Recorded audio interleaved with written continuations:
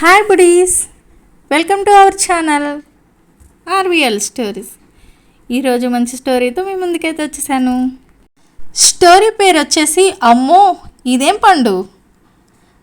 స్టోరీలోకి అయితే వెళ్ళిపోదాం.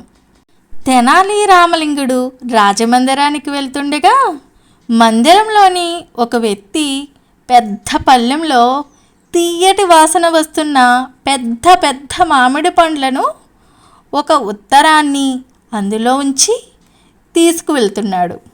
ఆ మామిడి పండ్లు చూసేందుకు చాలా బాగుండటంతో రామలింగుడికి వాటిని తినాలనిపిస్తుంది.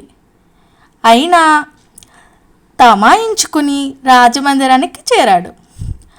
అతని వెనకాలే మామిడి పండ్ల పళ్ళెంతో లోపలికి వచ్చిన వ్యక్తి, రాజా, వీటిని మీకోసం పక్క రాజ్యపు రాజు పంపించారు. ఈ పండ్లు తిన్న వాళ్ళకి దీర్ఘాయుషు ప్రాప్తిస్తుందని సందేశం అన్నాడు. పండ్లు అక్కడ పెట్టి వెళ్ళమని చెప్పాడు రాజు. ఎదురుగా ఉన్న పండ్లను చూసి రామలింగుడికి బాగా నోరూరింది. వెంటనే అందులోని ఒక పండును తీసుకుని కొరికాడు. ఏమిటి, మహారాజు కోసం పంపిన పండును నువ్వు తింటావా? అది కనీసం నా అనుమతి తీసుకోకుండానే? ఎంత ధైర్యం నీకు?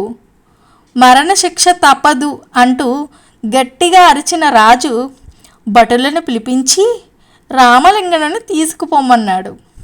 వాళ్ళు రామలింగుడికి పట్టుకోగానే, అమ్మో, పక్క రాజ్యపు రాజు ఎంత దుర్మార్గుడు!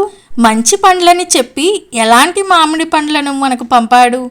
ఈ పండు ముక్కను కొరికినందుకే వెనువెంటనే నాకు చావు మూడింది.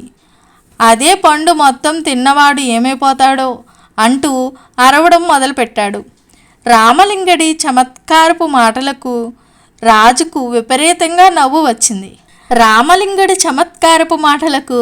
రాజుకు విపరీతంగా నవ్వు వచ్చింది.